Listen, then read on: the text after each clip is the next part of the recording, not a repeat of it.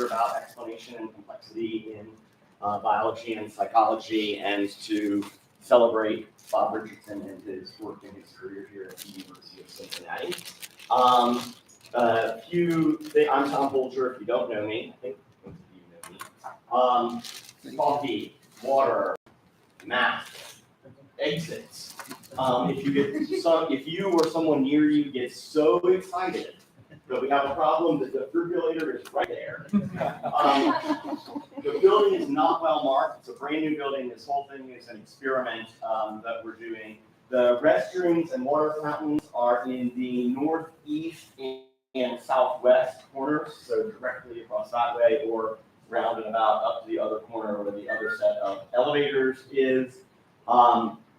We have 2 talks this morning, and then at 1 o'clock we'll be serving lunch in the philosophy seminar room, which is just over at the other end of the atrium here. We are not, however, trying to trap you inside on beautiful days.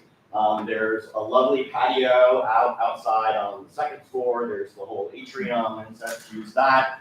Our view is of the center of campus through this room is a little bit taken up with TV trucks for the football game on Saturday. And for the stage that they're assembling for the conference tomorrow, will be. Thank you for coming. I think that's the basics. Wi-Fi, if you're not a UC person, is UC Guest or Eduroam should be available. I'm going to let the speakers and chairs tell you themselves about their connections to Bob and Bob's work at the appropriate times, but we're also going to have on Friday at 5 a champagne toast where those people and anybody else can say some kind, hopefully, words about Bob.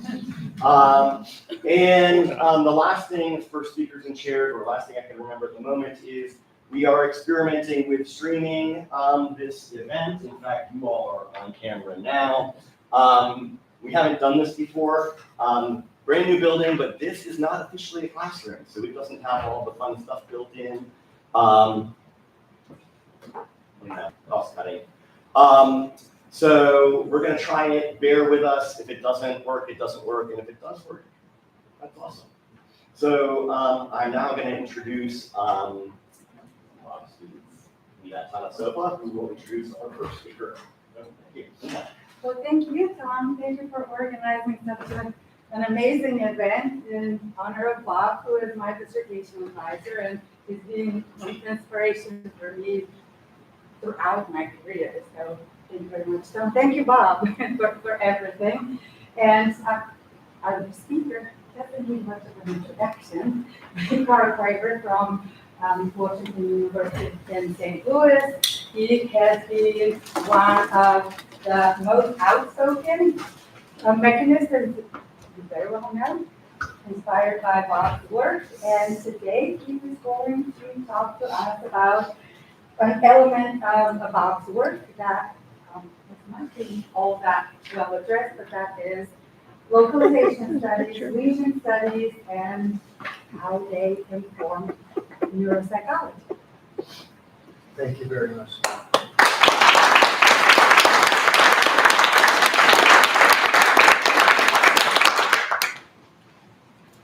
This is a remarkable honor for me. I'm so glad that you invited me to this event. I don't think my career would exist had it not been for Bob and for Bill. And I certainly wouldn't have had the direction that it took. When I was a graduate student and left the History and Philosophy of Science department to do work in the neurosciences for a couple of years so that I could find a home for myself in this world, I came back full of lots of understanding about brain systems, but not entirely clear about how I could translate that into something that would count as philosophy. And at the time, a lot of what was counting as philosophy was really kind of analytic philosophy, the sort that I was trained in at the University of Pittsburgh. It wasn't especially historical. And I was working on a dissertation at the time on something that I called systems in brain. But then I find this book. I didn't find it, in fact. Jim Lennox recommended it to me. Jim Lennox gave me this speech. I'm doing this for the graduate students here. He gave me this speech at the moment that he handed me this book. Lennox reviewed the book for some journal, I remember.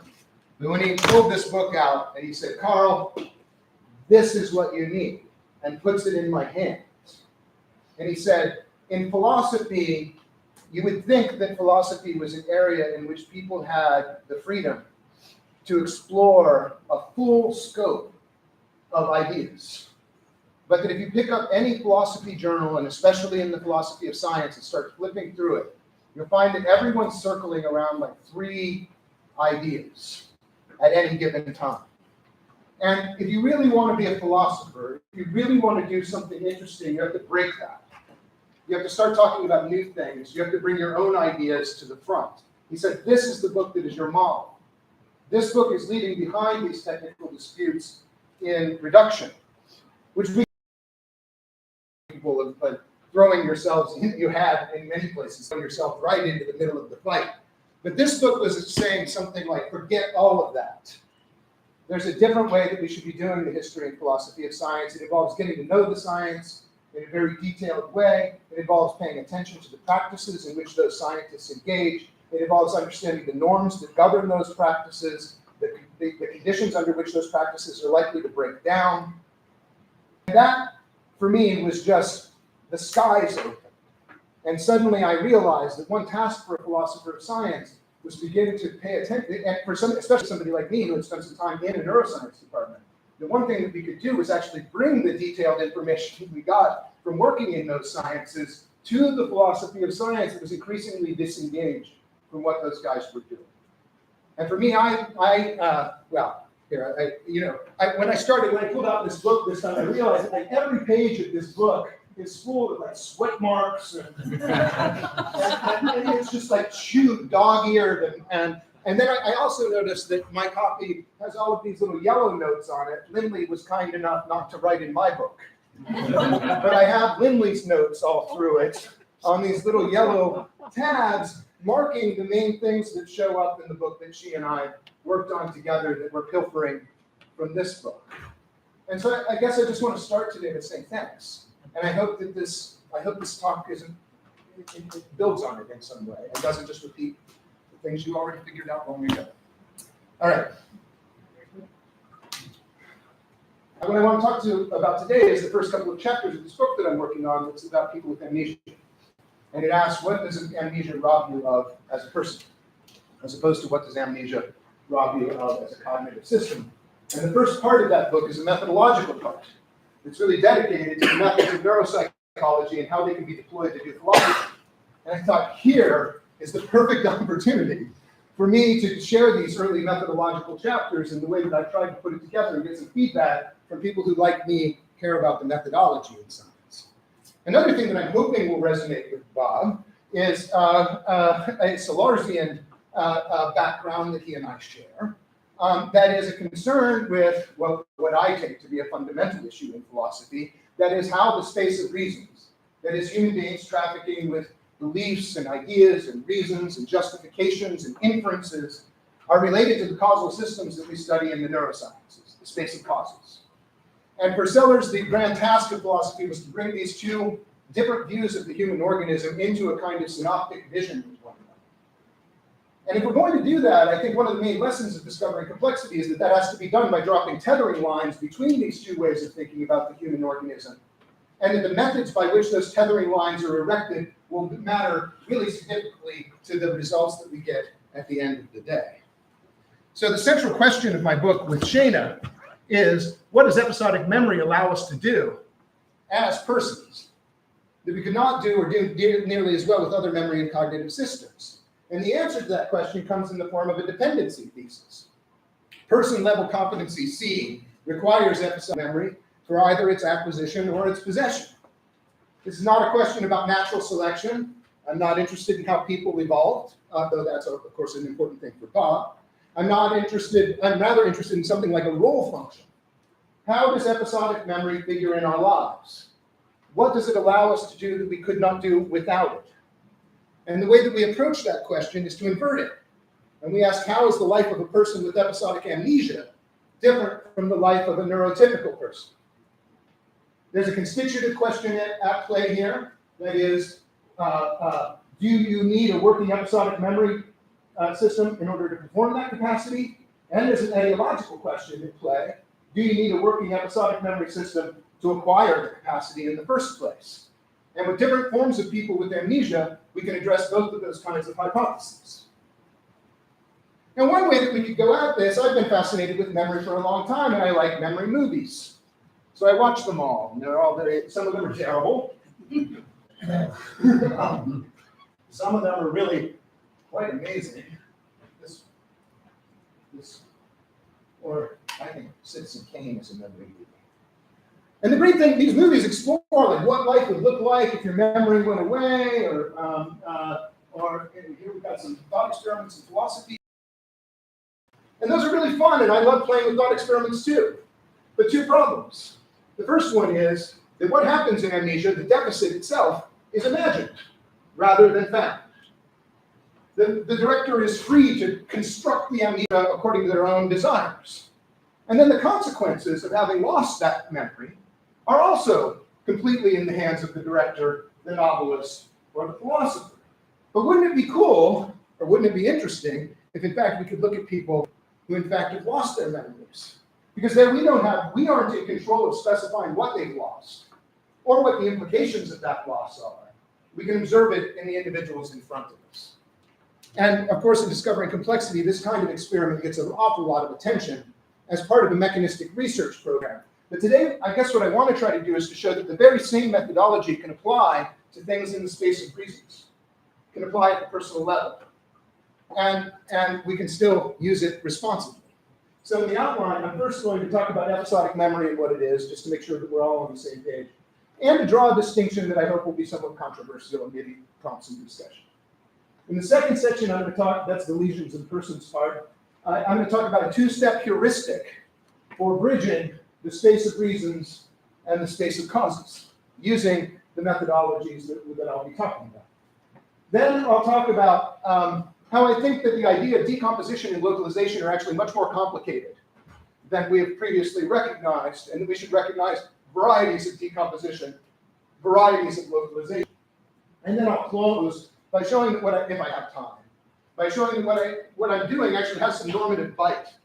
And I want to compare the case that I've been working on, the case of Kent Cochran, KC, perhaps the most famous person with episodic amnesia. I want to contrast it with the case of RB, which has been discussed by Nichols and Klein rather famously in ways that make contact with the philosophy of mind. And I want to show why the case of KC is amazing evidence and why the case of RB is really quite speculative.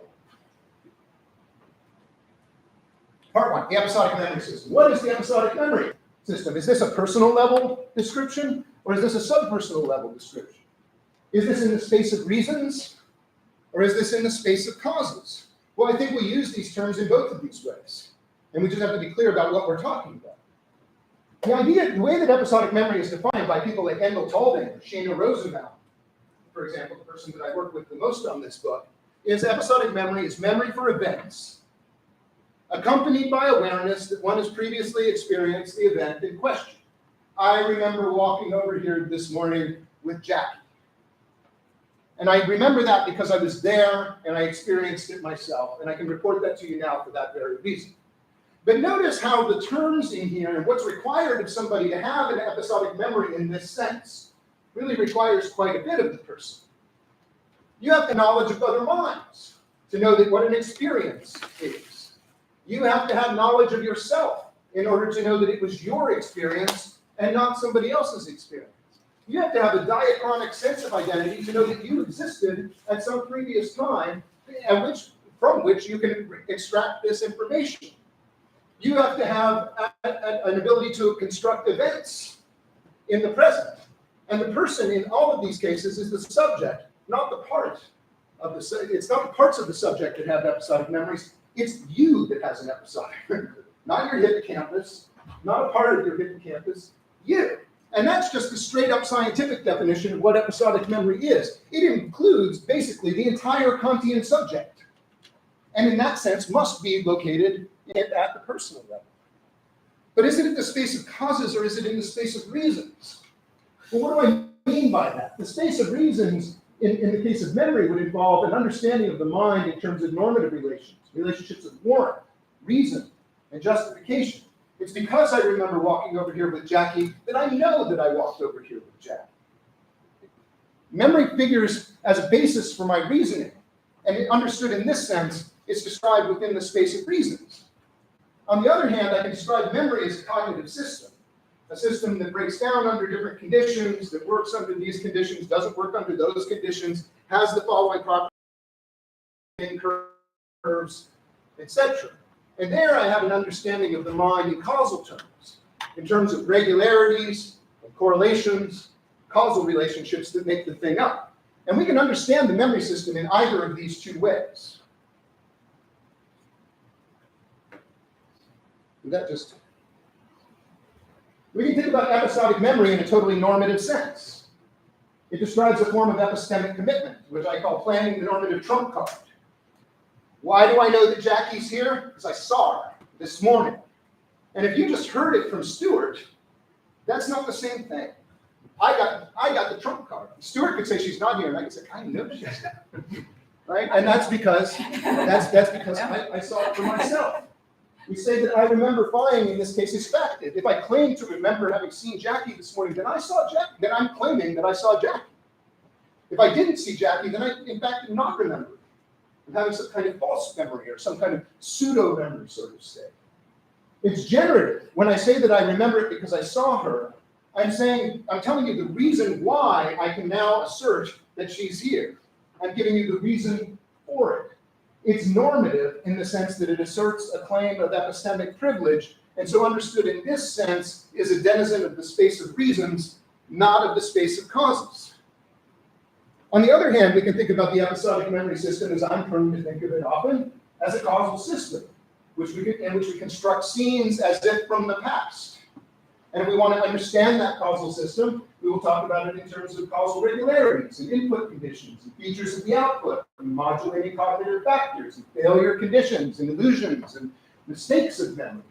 It's not factive. This system often generates things that are confabulatory, utterly wrong, mistaken. It includes seeming to remember, as well as remembering, all in one giant category, right? It's causal because it describes regularities in the operation of a machine, conditions of breakdown, behavior under a wide range of conditions. Memory, in this sense, is a piece of the space of causes, not a part of the space of reasons. The synoptic vision, how normative and empirical remembering connect, I think is relatively clear, however. But there's a conflict, apparently, between these two, and I've heard it several times at conferences, over and over and over again, where the normative theorist, the empirical theorist looks at the normative theorist and says, are you an idiot? Don't you recognize that memory fails? Don't you recognize that memory is prone to all kinds of illusions, that it breaks down under a wide variety of conditions? Only the most ignorant philosopher would say that memory is always true. But that's a mistake on this way of talking. It's to confuse one way of talking about memory with another way of talking about memory. The ability to generate apparent memories. The normative theorist, on the other hand, will reply, I don't care that memory fails. We know it does. That's not a mystery to us. Aristotle knew it too. Empirical theories depend conceptually, however, on their normative theories. When I do a memory test, after all, I see whether you remembered it or whether you didn't. And I count up what you remember and I compare it to the things that you didn't remember. It's built into the very structure of the experiments that we have some kind of normative theory of remembering. But most importantly, when we do in fact remember things, when I do get it right that Jackie and I walked over here this morning, it's because of the operation of a system that generated a scene of walking over here with Jackie. That system need not always get it right to be the thing that contributes when it does get it right. So, in this sense, our capacity to engage in the normative practice of remembering depends on certain subpersonal mechanisms that generate scenes as if from the past. But one shouldn't think these two things are the same thing. In fact, they're two very different descriptions that use the same word. It's another product of the fact that philosophy and psychology used to inhabit the same departments, but they grew apart from one another and continued to use the same words while using them in entirely different ways. So what's the focus in the book? And actually, in our book, we're interested in things from where the trapezoid here starts up, and not here in these lower level mechanisms in the brain. What does the episodic memory system contribute to the life of a person that could not be contributed by other memory and cognitive systems working together? That's the question. And to get into that, we don't have to localize it. We don't have to pin it down to any parts. We don't have to understand spatial and temporal organization. We just need to be able to remove it. I'll say more about that. Okay, that's part one. That was hopefully provocative. 2 senses of remembering, 1 normative, 1 appealing. Okay, second part, lesions in persons. How do we relate persons? Neuropsychology is perfectly suited for this. Oliver Sacks was amazing in his ability to bridge what we know about neuroscience and what we know about persons. But he didn't do so like a philosopher, and he really didn't do so like a neuroscientist either. He did something like an avuncular friend of the people who have these issues, and that's really cool and very insightful, but not the way that we could do it if we were doing it following the rules that science uses for similar kinds of experiments. So I think there's a 2-step heuristic that we use for working with people like Ken Cochran, Casey, and I want to make, and HM, another famous memory person, and I want to make it clear what's special about those guys. Okay? So question, how does episodic memory figure distinctively in the life of the person? The inverted question is, how does amnesia affect their lives? Step 1 is figuring out that we've got somebody here who has episodic amnesia, right? Step 1 is characterizing the deficit, right? Step 2 is then a dissociation between what's lost in that deficit and what's maintained. So let's take these things step by step. Here's Kent. Here. Forgive me if you've heard me tell this joke before, or tell this story before, but this is Kent at his brother's wedding. And Kent, if you show him this picture, can name all of the people in it, and he can tell you that it probably happened at a wedding, and he might even be able to assign a date to that wedding. But then he looks at the picture, and a kind of puzzled look will come over his face. He'll say, why does my hair look like that? Well, that wouldn't surprise you, because you don't know that normally he has very straight hair. But the night before his brother's wedding, he decided to give himself a permanent, his very first permanent, out of protest of the wedding. All right?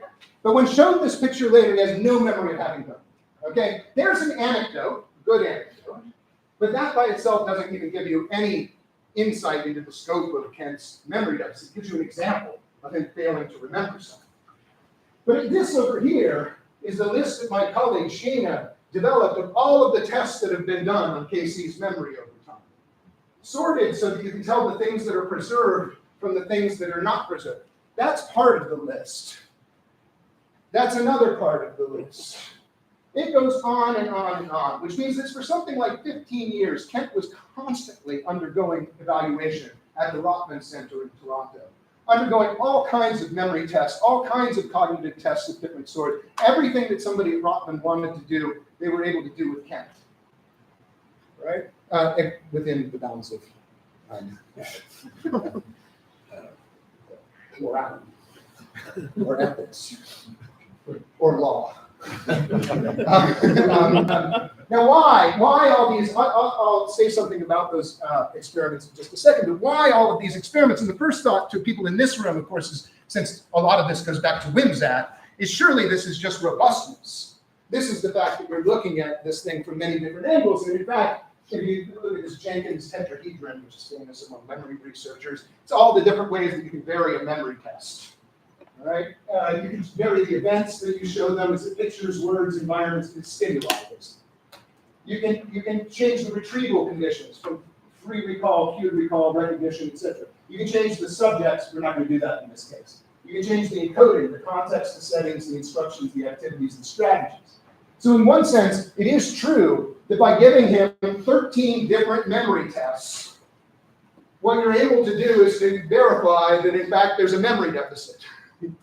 And because those memory tests include lots of other kinds of memory and lots of other cognitive systems, you're able to show that the apparent memory deficit doesn't result from some damage somewhere else. It is, in fact, a memory deficit at its core. But I think what's most important about what's going here is not robustness. The robustness is very, very important. The real thing that's going on here is what I'll call differential symptom description, which is the same thing that Click and Clack did on Saturdays for us for many, many years, which is to try to diagnose what's wrong with something on the basis of a phenomenal characterization of how it's failing. You got a car, it's making a weird noise, it only does it when it's cold outside, it goes away when you warm up the car, it doesn't happen if you're in neutral, and after you get all of those questions, then suddenly they triangulate and they're like, aha, it's in the distributor. Okay? So here's how this works. You generate a list A, call this list A, generate a list of the psychological tests on which the person fails. Subtract out the failures that can be explained by things other than the deficit, such as his condition prior to the accident. Right? Call that list A, the failure list. Okay. Then generate list B, call this the success list. These are all the things that he can do perfectly well. Right? Subtract out, when necessary, successes that appear to result from novel, unconventional strategies and adaptations to the deficit. Call that list B. Then posit one or more core deficits that together explain all of the failures on list A and their co-occurrence, but that would not likewise produce failures on list B. So you've got an inference to the best explanation, where the best explanation is to a kind of deficit that you think will explain all of the failures and none of the success, and wouldn't similarly predict failures on the things on which he succeeds. All right. Now, forgive me, but there's a lot of information in what I'm about to deliver, and I think I'll just deliver it more efficiently if I read from this chapter. I don't ever do this, so I'm going to try it here today. This is list A, all right? His memory difficulties, this is KC. His memory difficulties were eventually assessed with nearly every test available. Some such tests are quick and simple, such as used in the ER to rapidly detect memory problems. Call those the Trump tests. For example, you might give a person with apparent dementia a list of words to remember, distract them, and then ask them to tell you what the words were. In a video he made of Kent, which we discuss later, Tolving provides Kent with the words obstruct, perimeter, and sanctuary. And after a short distraction off camera, Kent can't remember any. When Tolving encourages him to guess, he guesses wrong.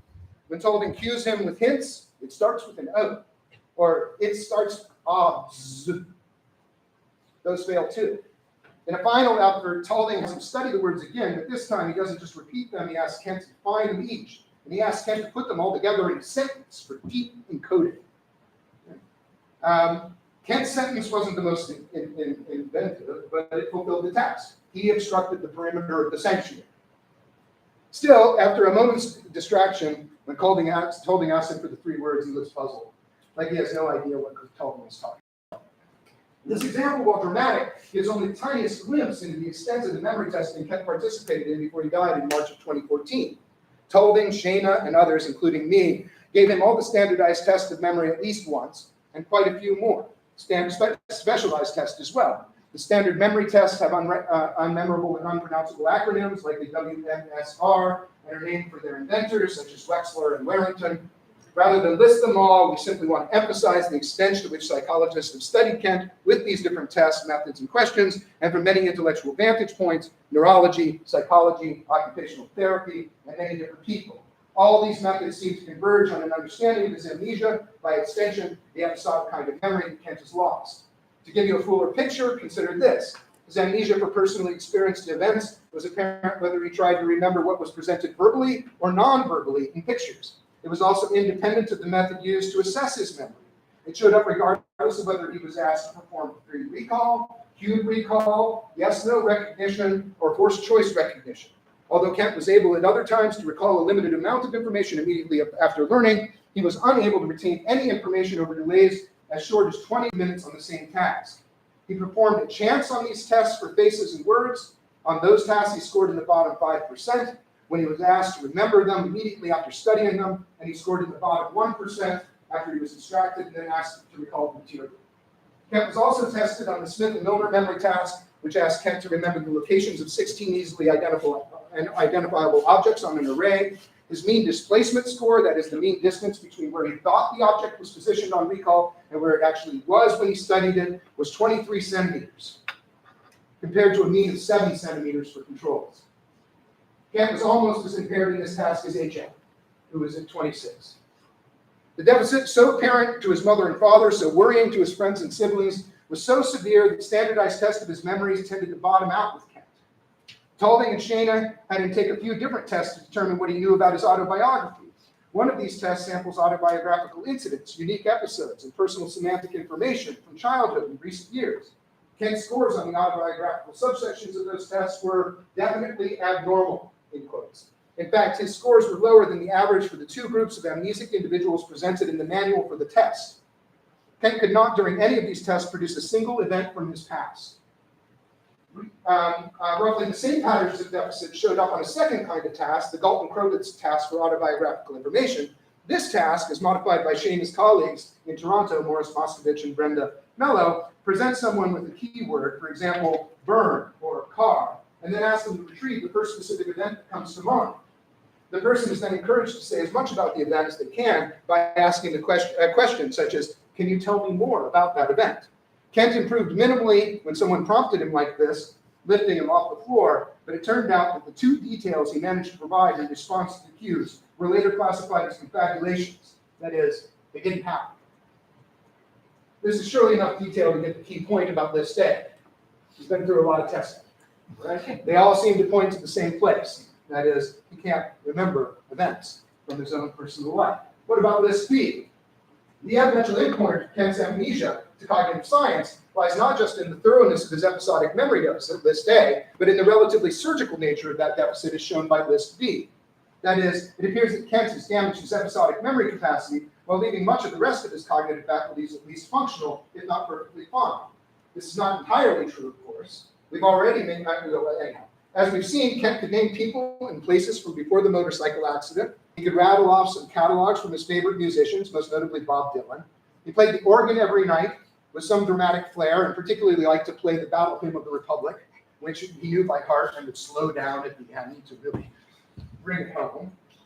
He could tell us that he traveled to Mardi Gras, and he knew about costumes, parades, doubloons, and he could demonstrate how to assemble equipment from his former factory job, manufacturing scrubbers and smokestacks. These judgments that any person would make after an afternoon with Kent bear up when we use more formal, quantifiable methods. A test of his verbal IQ in 1996 showed that he was in the average range overall. Shana also measured his performance IQ, which focuses specifically on his ability to deal with visual and spatial tasks, such as matching the pictures and the ability to reconstruct shapes and objects out of parts. Kent scored in the lower normal range on that task. That was slightly below what he had expected, but nonetheless in the normal range. Shana had previously used Kent's scores on the national reading test to get some regimented estimate of his IQ prior to the accident, and based on that quick and dirty estimate, she would have put him in the average or slightly above normal average range. Kent took another test in 2003 using a different battery of tests known as the Wechsler Abbreviated Scale of Intelligence. This test is designed to produce a reasonable estimate of one's score on the unabbreviated test without the unpleasantness of inconvenience of a day's worth of testing. His scores on the test as a whole, his verbal IQ was 99, sitting right at the average of the rest of us in that respect. What's more, he improved on the nonverbal performance domain back to earlier levels, more in line with estimates from the reading test. His ability to communicate was intact. This goes on and on and on and on. His communicating ability, his ability to see, to hear, his ability to move, his ability to perform tasks on command, all intact. What seems to be missing, rather vocally, is this absence of episodic memory. Okay? Now, I also should point out, you're all wondering, where was the damage? And indeed, there was damage to the hippocampus. Of course there was damage to the hippocampus. There was also damage to the thalamus. There was also damage to the amygdala. There was also damage to the frontal cortex. He was in a motorcycle accident. The damage from that is not clean. It's a terrible case for localizing function in the brain. You can't do anything with it. It's too messy. Okay? This is what I mean when I say I'm not really going to be able to get into this. Kent doesn't help us to talk about what the mechanisms are. Kent helps us to talk about what a life would look like in the absence of this capacity. Because it turns out on the basis of psychological testing, that's the capacity he lost. And probably what he lost was the ability to construct scenes and in virtue of having lost the ability to construct scenes, lost the ability to do things like remember that you walked over here with Jackie earlier this morning. Because he can't do it. So he lost something in the space of causes, and in virtue of that, lost an ability to do something that's relatively isolated within the space of reasons. So now we've got somebody that's got a lesion in the space of reasons. An important disanalogy with click and clack. Click and clack are ultimately trying to fix a car. They have to identify a part that they can get in and change and replace with some other part. But when we're doing this kind of work, and I think that when you're talking about mechanism discovery, you're also trying to tie down what we learned up here to the parts and how they're organized together in space and time such that they do that. But there are uses of this kind of study in cognitive science that aren't related to that effort to look down. This is an upward-looking use of this methodology, one that asks how this capacity is situated in the life of a person. And for that, the downward-looking story is interesting to some, but the upward-looking story is independently interesting. What does life look like in the absence of this capacity? And we've got somebody who seems to have lost that capacity distinctively. Okay, so that's step one, is this like triangulation through test A and B and a kind of inference to the best explanation for that deficit pattern. Step two is a dissociation. This one's very simple. This is a Popperian falsification of a claim of causal necessity. That's all it is. There exists an X that lacks property or capacity B, but that has property or capacity A. Therefore, having B is not necessary for having A. That's a dissociation argument. There's the logical form of it. I don't mean to suggest that these are Popperian in the full Popperian. All science is inductive. But this is a powerful kind of argument, no doubt, and constitutes a refutation of a claim that B is necessary for A. Symptom description is about fingering the properties or capacities in B that the person lacks.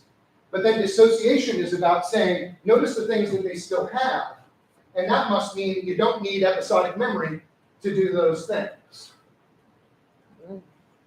And if you look through the examples, the book is organized, it's just one dissociation after the next. Right? That's the logic of the book. And rather than go through them in great detail, that's a talk for a different day, and I don't know how I'm doing on time, but how much? 10 or 15 were great. Then let me just do this really quickly. The book looks at the sense of time in amnesia, moral decision-making in amnesia, and self in amnesia. And then argues in all of those cases that you can lack episodic memory, but still maintain the skills that are under discussion there. So people with amnesia understand temporal concepts perfectly well. They have temporal preferences like the rest of us. They discount the value of future rewards. They have regrets about the future. They have regrets about the past. They want good things in their future and bad things in their past. They don't want bad things in their future and good things in their past. That's the time stuff. They make moral decisions. They perform the same as you on the green battery. They sort the good things and bad things into the same piles that you would. Their moral decision-making seems utterly unimpaired, in contrast to theses by people like Pat Churchland and Paul Thagard, who put the hippocampus and episodic memory and case-based reasoning really quite essential to moral reasoning. It's also the case that people with this kind of memory deficit nonetheless have a sense of their own longevity, the sense that they were born at some point, the sense that they existed before their motorcycle accident, a sense of who they are, an accurate sense of who they are, one that matches their parents' sense of who they are, etc. So all of this is designed to show that in the absence of episodic memory, one can nonetheless do these other things that we take to be really quite important to persons, like making moral decisions, having a sense of who you are, and understanding the time in which your life plays out. And that works independently of whether we know anything about the lower parts. Now, notice that what I've done is laid out a form of inference that's really not committed in a variety of ways. And what's striking to me about it is that a ton of the kinds of objections, including objections that have come out of this very university, against the idea of localization of function and these kinds of deficit studies, have no application to the version of the story that I'm telling today. It doesn't involve localization of function. In fact, I told you we shouldn't do that with Kent. Right? It doesn't involve identifying a basic operation of the mind brain, like Posner would describe, one that fits the mechanistic structure of the world. It might be some combination of symptoms that gives him this episodic memory deficit. It might be the result of partial damage to one or more systems that gives him this episodic memory deficit. It doesn't matter because our goal here isn't to fix the thing. Our goal is to wonder how this affects the rest of his life, right? It's not about attributing a function to a brain region or a system on the basis of absence. It's about saying what this guy lost and what he maintains and noting the difference between those two things. Episodic memory, memory for events accompanied by awareness that one previously experienced the event, is an assertion of epistemic privilege. So in this case, when we lesion this capacity, a capacity characterized at the personal level with immediate implications for performances in the rest of the space of reasons, we now have a way to link what we understand about brains and cognitive systems and how they work to our understanding of the way that persons get about in the world. Here are some irrelevant arguments for this kind of, so you could have dissociation without system distinction. This is the David Plout sort of argument. Doesn't matter. It doesn't matter whether this is a single system that got damaged for the purposes of this argument. It could be 3 systems. It could be half a system. Dissociations can result from differential resource demands. Sure, that's right. But still, the person has lost episodic memory and maintained this other stuff in virtue of these resource demands. Lesions can have undetected and widespread effects. Diastasis, absolutely correct and true. But our job here is not to attribute functions to a particular part of the brain. Even if it does have diastasis and the deficit is a result of that diastasis, the lesion in the space of persons is the same. The function is not the negation of the symptoms, the loud screeching noise suppressor. If you take something out of the radio, as Dick Gregory pointed out, you take something out of the radio and it makes a loud screeching noise, and then you say, this must be the loud screeching noise suppressor. We're not doing that kind of inference here. We're not attributing functions. This is the same method, same methodology, but not being used for the purposes of functional attribution or localization at all. That's only a single, not a double dissociation. Doesn't matter in this case. Still addresses the question that we're interested in. These psychological constructs are all bunk from the point of view of neuroscience. This is the Bill Uttle objection. Episodic memory, that's nonsense. Folk talk. Doesn't matter. It doesn't matter. If we all lost the ability to make left-hand turns, we can ask the question, what does making left-hand turns contribute to the life of the human? We can ask that question perfectly well, even if making left-hand turns is not a fundamental piece of the apparatus of our cognitive systems. The questions don't require hooking onto the mechanisms and the way the mechanisms work. All right, that's part 2. Maybe there's something controversial in there. Part 3, decomposition and localization complexified. I think part of, maybe I'll just do this really quickly, is that when I went back and looked at the discussion of decomposition and localization in this excellent book that was the beginning of my career and has fueled it many times throughout, I was struck by the fact that localization and decomposition, there's some complexity in the way that we talk about localization and decomposition in that book. And I think there's room actually for more complexifying of those notions, that the term localization plays many roles for us and involves many different kinds of things. So this is the less interesting part of the talk, in a way. But I do want to point out that there's a difference between mechanistic and non-mechanistic decomposition of things. Click and clack, I think, are involved in the mechanistic kind of decomposition, where the decomposition of things into component functions is supposed to correspond in some way to discrete operations performed by the components in the system. That there's some mapping between the decomposition here and the decomposition here. But there are other ways that we decompose things that don't involve that. I think we do this with wine, and I think we do it with sports. I'll give you a couple of examples, and I think that the episodic memory case is somewhat like that. So if you understand a football game, well, for example, which apparently is going to happen tomorrow, and I don't understand anything about football, but I'm trying. You could do this in a mechanistic way. There are these things on the field. There's a quarterback and a running back and an offensive line and a nose guard and other things. And we could talk about how they all interact with one another in a play, for example. On the other hand, we could look at the game, and we could talk about that over the course of the entire game. On the other hand, we could say, like, well, the running game was really great today, but the passing game, not so good. Too many penalties. And none of those are also decompositions of the game into component parts. But those component parts I don't pick out singular things on the teams. Penalties are spread across the teams. The running game is spread across the entire offense.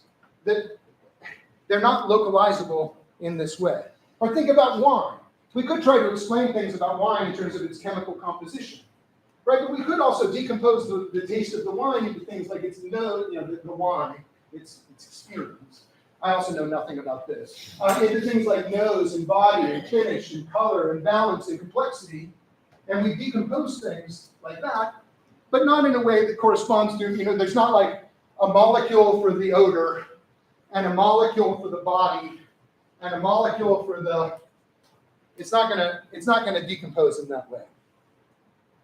So the old point here, I think, is Glennon's law, that there are many ways of decomposing a system into working parts, and how we choose to do so depends on our antecedent choice of what it is that we're trying to explain. That's the point that's worth remembering here. But the point that I'm trying to make here is that there are many reasons to decompose a system besides looking for its underlying mechanisms. One might attribute a role to something that's not properly a part in the lower level mechanism. And our use of this method, that's precisely what's up for grabs, whether we can do dissociations without parts, do dissociations at the level of persons. So with persons, decomposition one is going to a person's body parts and activities that are taken to be isolable components of the implementing mechanism, whereas decomposition two is decomposition with capacities or properties that might not correspond to the isolable components of the implementing mechanism. Okay.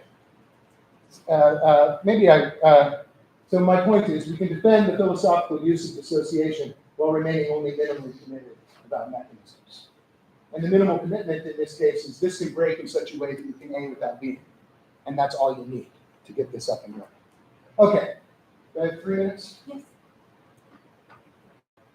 I think I can do this very quickly. This is really quite preliminary. There's a paper that will be coming out about this. This case that's been discussed quite considerably in the philosophy of mind of a person who exhibits a kind of, I think I won't use my slides anymore, of a person who exhibits a very curious kind of deficit. That is, he has memories for events in his personal past, but no sense that they're his memories. So this cuts against some philosophical views that hold that episodic memory by itself brings with it ownership. That ownership is somehow intrinsic to the experience of episodic memory. So then you get a person who has detailed memories of the past, but doesn't think that they're his, or doesn't have the sense that they feel like they happen to somebody else. And this suggests that there are two components to this system, one for representing scenes, and one for attributing ownership of this to yourself. And this is perhaps one of the most cited papers in naturalized philosophy of mind in the last 25 years. And here's what I want to say about it in the 3 minutes that are left. Let me collect my thoughts just a second. Number one, this was published only in a philosophy journal and not in a scientific journal. Right? Number two, there is no methods section in that paper. It tells you what experiments were done on this person in order to test this hypothesis. 3, when you look at it, you realize that no tests were actually done on this person. That in fact what's happening is that you're getting a retrospective report from the person after they recovered from the deficit that's being reported in these cases. 4th, you learn that the person who's being investigated in this study is not only reporting these things after the fact, but at the time he was having the experiences was also on opioids to treat the pain from the accident, from the bicycle accident that had landed him in the hospital in the first place, making one wonder whether the dissociative experience that he's having and reporting at the time of testing later, much later, maybe a decade later, is in fact due to the fact that he was on opioids at the time that he was taking the testing, and perhaps his introspection should not be entirely trusted in those ways. 6, when I asked for the interviews with RB, I was given 2 sheets of paper that contained some scratched notes that were clearly edited to fit the case.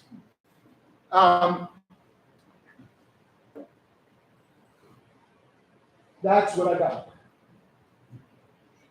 when I asked for the data on RB.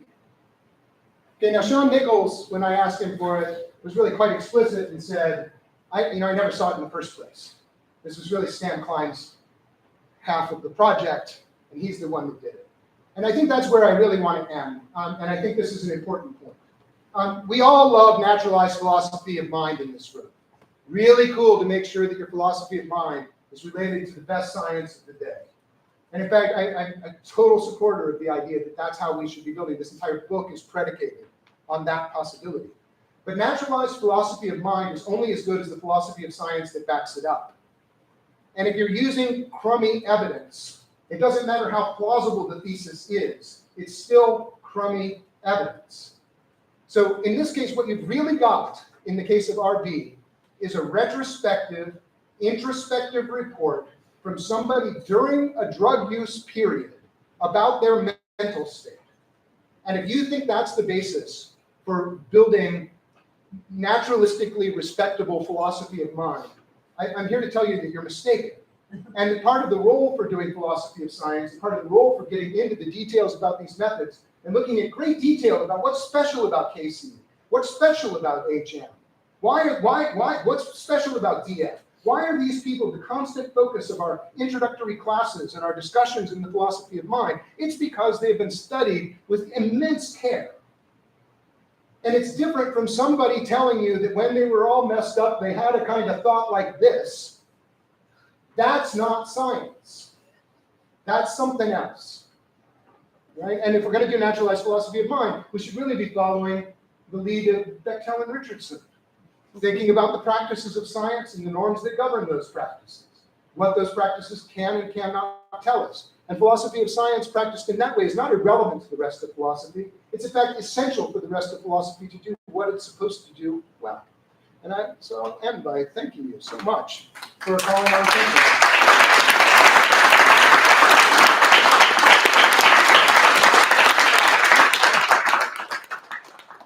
About 25 minutes for discussion. I think Stuart and I'm going to do it first. I'm going to do it first, then you, and then John. Okay, Carl, thank you for your talk, fun. And as fun as some of these sad stories can be, but here's my question for you. You know, you make a point which I think is very reasonable, which is that you can do all this interesting science without looking down. You can look up. But what I want to understand is to what degree does that put you in the space of reasons? I mean, there's very good reasons to look up and think about, you know, so I could tell a story about various behavioral capacities as they're integrated into a social structure, which I can understand as a causal structure. And so, you know, I think we've all learned that we don't need to look down to think causally. And so, so how can I tell the same story? Like, how essential is the reason part to this story as opposed to the looking up and around as opposed to looking down part of the story? Look, I think that the method, the reason that I pointed to Click and Clack, the car guys, was to say that, like, really, I'm just talking about a tool that's really quite mundane. You know, you've got to fix your toilet, as the case may be, and you do exactly this. And if you're thinking clearly about it, right? So in a way, the method is really quite general. What makes it personal is this specific application of it, because Kent lost not only his hippocampus and not only his ability to generate scenes, but he's no longer able to tell you what happened yesterday on the basis of his firsthand experiences. And he is able to tell you lots of things that are true on the basis of his past experience, you know, true that he learned in the past. But he isn't able to do this one thing, Right. this one thing that's actually articulable within the space of reasons. And so then we're in a position to ask, what would happen to a person if that aspect of their personal life dropped out? I mean, this is the way that, like, Gustav Stirring talks about his case Mr. B, the way that Talding sometimes talks about it, and I don't mean to exaggerate the simplicity of this method, but it allows us to ask the question, what would a human life look like in the absence of that? And, you know, the Broca's tan might allow us, you know, the Laborn, the guy who was the first person with Broca's aphasia, allows us to look at what a human life would look like in the absence of articulate speech. Even though it's also a localization story, it's also a story about how verbal articulation figures in the life of a human.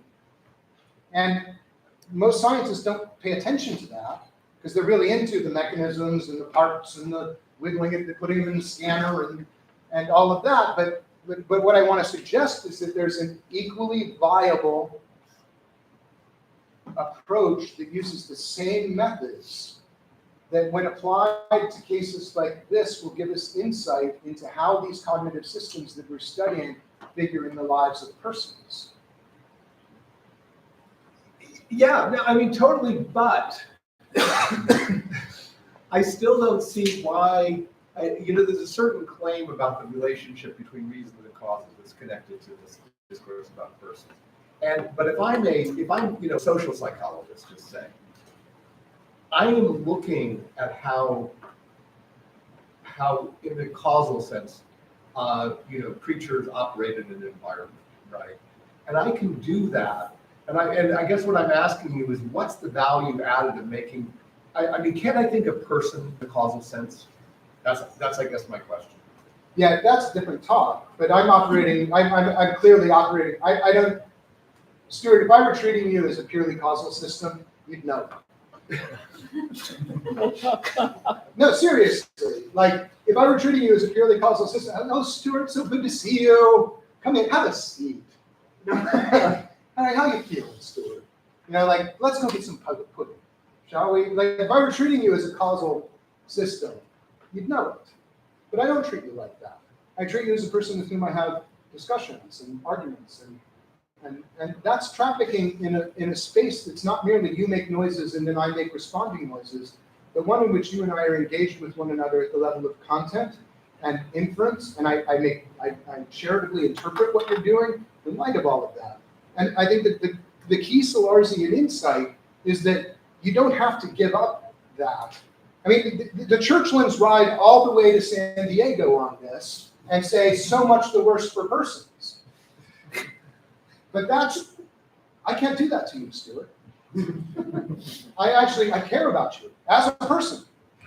And I care about our conversations with one another and like whether we're understanding one another and whether you get my reasons. And when we talk to one another, that's the kind of thing that we do. And to me, that's an indispensable part of the human experience and one that I'm not willing to give up for any science.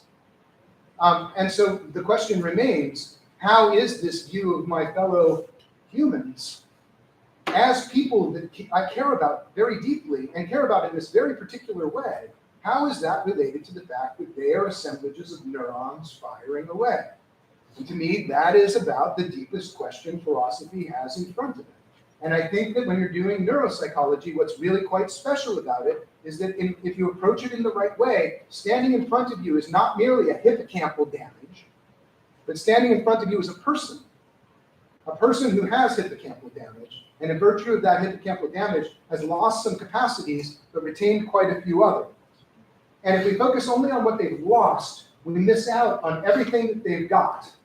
And then the effort to remediate their deficit, the effort to help them build a full human life will be helped by recognizing everything else that they've still got. And so to me, this personal level stuff, I mean, we'd have to have a discussion about whether this is real or whether we should be eliminativist about it, and that's a whole other talk. But I'm just putting a nail in my realism about people, a moral nail in my realism about people, and then saying, okay, now the task for science is to tell me how it's possible that this world of causes has things as wonderful as us.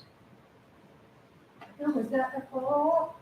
Oh, it is, because I think it's a way to push how to answer Stuart's question, and that's what you described is the positive tests, the tests that KC could pass.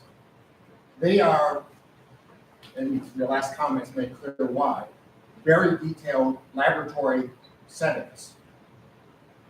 But what's it like to be KC?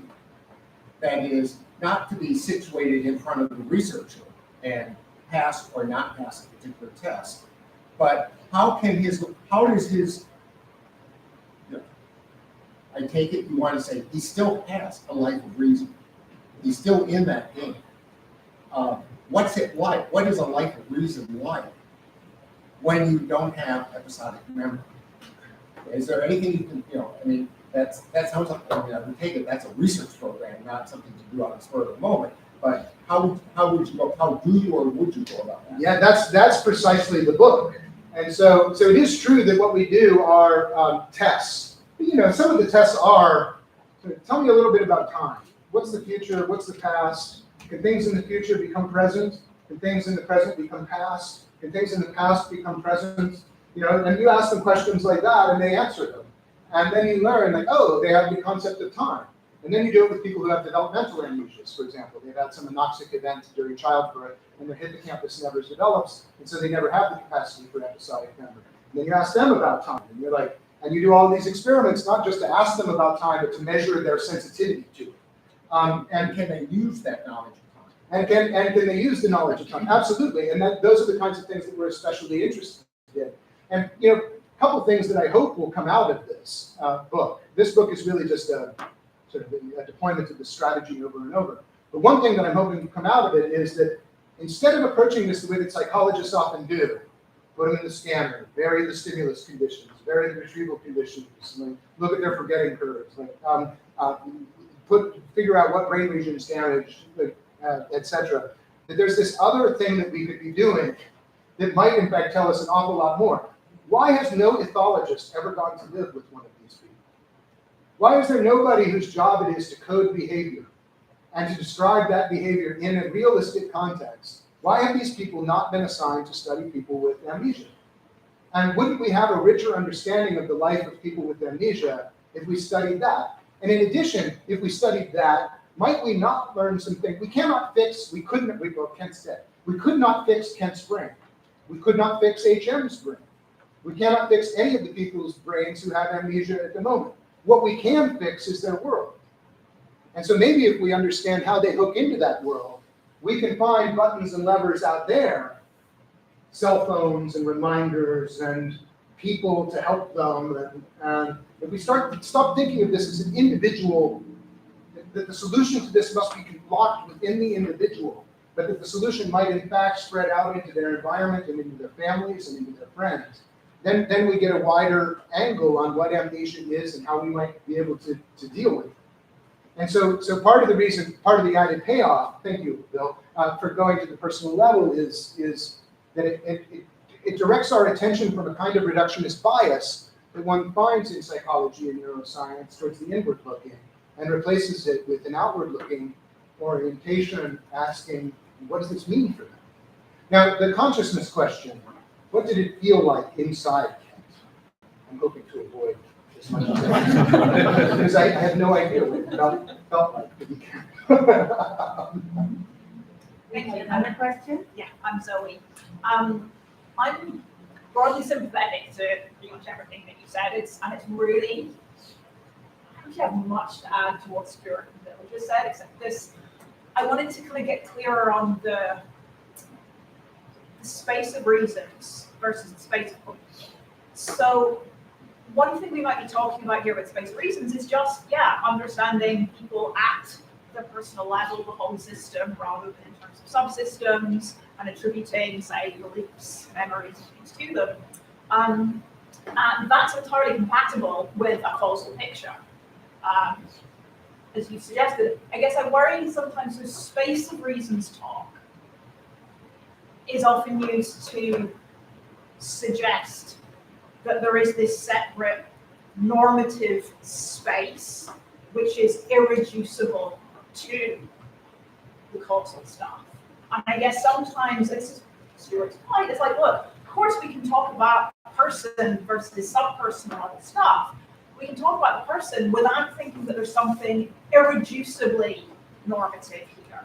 So there's kind of thinner and thicker notions of rationality here. I'm just wondering where you come in on that. And also, apologies for ducking out the room 2 times during your talk. I have contractors at my home keep calling me. So apologies for that. But yeah, the space of reasons. What is it to you? Yeah, so great to see you, and thanks for the question. I think that what I should say at this point, if this is when in Q&A you can duck a question. I think what I have to say should be independent of the reducibility or irreducibility of the space of reasons. That is, let it be reducible. Still, there's a question that it's real. And the question of how the lower level stuff fits into it is a quite natural one. So fine. Suppose that it's not reductive, and I think that there's a reason. I have given reasons for why I think that reduction isn't the right way to go here. Let me do it with the ways of thinking about memory that I introduced. One of those ways of thinking about memory is kind of a success condition. When you say, I remember flying, then I5, it's an entailment of that claim that I5, and that I'm having an experience, et cetera, et cetera, et cetera, okay? That's the normative reading of it. And that says something like, I'm asserting a kind of privilege here about Jackie's being. In the other case, it's just like, there's an image before my mind and I report the contents of that image and maybe some other stuff happens along the way.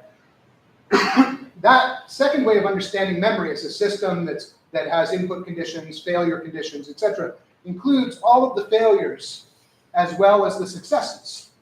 It includes all of the confabulations. It includes all of the illusions of memory, because that's all of the memory system doing what the memory system does.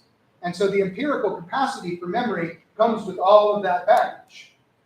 But the characterization that I gave in the space of reasons is really just a specification of a kind of success condition. I was there, I saw it for myself, and I'm in a privileged position to speak about it. So the idea that you could reduce something that's an ought, well, first there's just the ought is distinction, but we'd have to get into that. But secondly, there's the characterization of a narrow range of success conditions, and then trying to reduce it to something that as a body contains both the success and the failure conditions. And that means that there's a kind of category mismatch between these two things. And so one shouldn't expect it. Nonetheless, in the spirit of mechanistic explanation, it is in virtue of being creatures that have this cognitive capacity to generate scenes as if out of the past, that we are the kind of creature that can play a game of asserting privilege with respect to our past. And so one need not be some kind of dualist or Mysterian here to think that we do make inferences. We do reason about things. Reasons as such are not caused, we'd have to get into this discussion, but the normative specification of the success conditions is not merely a description of the causal system that sometimes succeeds. And all I need, I think, for this distinction that I'm trying to get at here is the gap between those two things.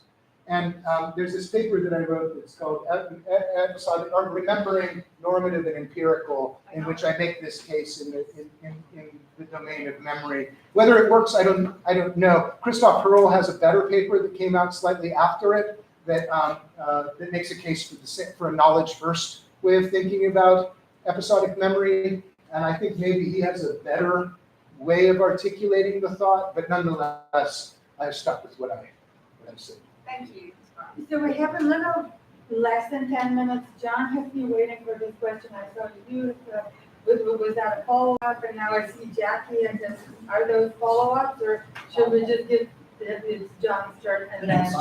Yeah, just. Oh, Bob has a Bob, question too? John. Well, let me just say, there's lots in your paper that I just love. I think it's fascinating as a paper. You asked a question toward the end. Here was the question. This is the way you put it. Can we do decomposition without parts? I like that question. And that, in a way, goes to the middle of your paper. If you take a look at what, if somebody was on it once, I like them all. I'll just do one. If you contrast what the case of someone who has lost episodic memory, and you ask about what else they can do, still, your question. What are their other capacities? One sort of natural place that people have looked is at episodic memory and semantic memory, whatever semantic memory is. I don't want to commit myself too much there. But people treated those as two parts often. one psychologist here in town, here at Cincinnati, when I first was learning about some of this, kept doing what I eventually figured out was just distinguishing between the claim that this is a different mode of memory and a different part of the cognitive system. And he'd look at the people who would claim that they're parts, and they were really just modes, or could be just as easily interpreted as modes. And in a way, that's your question in classic terms, I think. I think it's a great question. That's a great one. Like if it just turns out that there are two different ways that the hippocampus processes information, depending on the task constraints, or whatever, not just the hippocampus, but whatever system this is. And that if you give it different tasks, then the whole thing goes into a different regime and delivers the thing. And then even if that were the case, then if we could knock out one, if we could prevent it from going into one of those regimes, we could get a dissociation without parts, because we were just changing the mode of operation. That's very helpful. And you know, I on good days, I wake up and I think, the episodic memory is a distinct system. It's a distinct memory system. On bad days, I wake up and I think, you know, like, what is it? Episodic memories are, of course, populated by semantic thoughts. I mean, if I have a memory of standing on the corner with my umbrella in the rain, I have to know what an umbrella is, and I have to know what raining is, and I probably have to understand some connection between those two things. I have to know who I am. And so the claims that you can get semantic deficits with episodic preservation have always struck me as a little spurious. They rely on really fragmentary sorts of dissociation. But I think that this mode notion is, and I should add that to that Mode versus parts. Modes versus parts. And I mean, this shows up in lots of ways. Here's one case that you probably know about, but it strikes me as an interesting case for your discussion. One of the people who was involved in the language stuff was, of course, Wernicke. And he tried to characterize his concern as with, instead of semantic stuff, with syntactic stuff. And people tried to make sense of that distinction in various ways. It always broke down, right? Wernicke knew, for example, if he was going to have a discussion with his patients, he could give them no clue from meanings. He had to find ways to describe what he was asking without it being possible to decode it semantically, because they would. Yeah. Other people, in other cases where it seemed like people lost syntactic cues, it turns out they did pretty well with, they did better with passive voice than active voice. And what is the difference between those two behaviors with people who are supposed to lack linguistic capacities is just an interesting question. But that's akin to your question. Yeah, that's right. Again, it's unlikely that there's a passive voice module. Really unlikely. Really unlikely, yeah. Or similarly, you know, those back in the 80s when I was first starting to do this work, or 90s, I guess, you know, there were fruits and vegetables deficits and musical instruments. The world was populated by people who had these incredibly vocal, surprising, everything else is fine, but they can't name fruits and vegetables, right? And very unlikely, David Plough pointed out at the time, that what they've lost is the fruits and vegetables center of the brain, or the musical instrument center of the brain. Though there were, of course, people who were willing to push that there must be some locus for fruits and vegetables. Sure. And I guess I agree with you. And I think we can still do this kind of, as you're pointing out, we can still do this kind of dissociation work, even if it turns out that that difference is one of mode rather than one of part, of component. And I guess I worry that we would get into a discussion about the difference between modes and parts, and that I would soon have people attacking me about modes and parts. But it's a great thought, and I bet we could pull it off. I think you could. We're running out of time, and John is waiting for his question. We talk like that all the time. Look, I really think it comes down to scientific interest. I mean, look, you people have this quaint interest in persons in space and reasons. Great. do the science better, awesome. But if you're really interested in fleshing out that space of causes, as we exist in 2023, then you'll probably go like I do and just kind of say, I don't care if it has any connection with the space of reasons. I'm just trying to flesh out that particular story. And so I have this kind of methodological limitativism, because when I talk about learning and memory, I just operational that for road tests, and then I do my molecular manipulations and all my new cool tools for measuring at molecular system behavioral level. But I couldn't care less if this contributes to the naturalization project in philosophy. I mean, I'm just trying to work out that space of causes and trying to see exactly what the science is doing that. Certainly 2023. And I don't think we really even need to care if it matches up. So you go do your work in the space of reasons and persons, do it well, cool, great. But I think you're just doing something fundamentally different with fundamentally different interests than working out the full detail of the space of causes. Word. Yeah.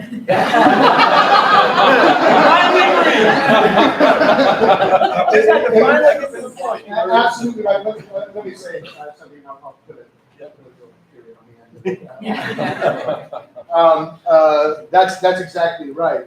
I came out of graduate school. My interest in the brain is entirely driven by the mystery of how we're possible. That's having given up on the idea that there's some spirit world or some God that's controlling all of this. What we're left with is a material world of causes. And out of that material world of causes comes these remarkable things, like people who are sitting in this room. And we do remarkable things like calculus and philosophy, and we write music, and we care for one another, and we love one another. And to me, the real question is how out of the flux of causes you get something that beautiful without the assistance of some supreme being guiding you all. And the question of how persons fit into that picture remains for me one of the deepest and enduring mysteries to be had. And when I came out of graduate school thinking that very thing, I recognized the difficulty of making these bridges in the way that I would like to. And I went for a retreat into the space of causes, because I thought the space of causes looked like an easy place for me to begin. I could talk about what causation was, and I could talk about mechanisms, and I could talk about what it meant for levels of mechanisms to exist. I could talk about higher level causes, and I could work out that side of things, all while giving myself 20 or so years to percolate about how I'm eventually going to return to the question that made me care about that stuff at all in the first place. And in fact, my interest in cyclic AMP and receptors and all of that, though I can maintain it in its own right, is really quite thin. And I lose my interest in neuroscience relatively quickly when it loses connection with the things that I most care about. And on that note, let me just conclude with the following thought.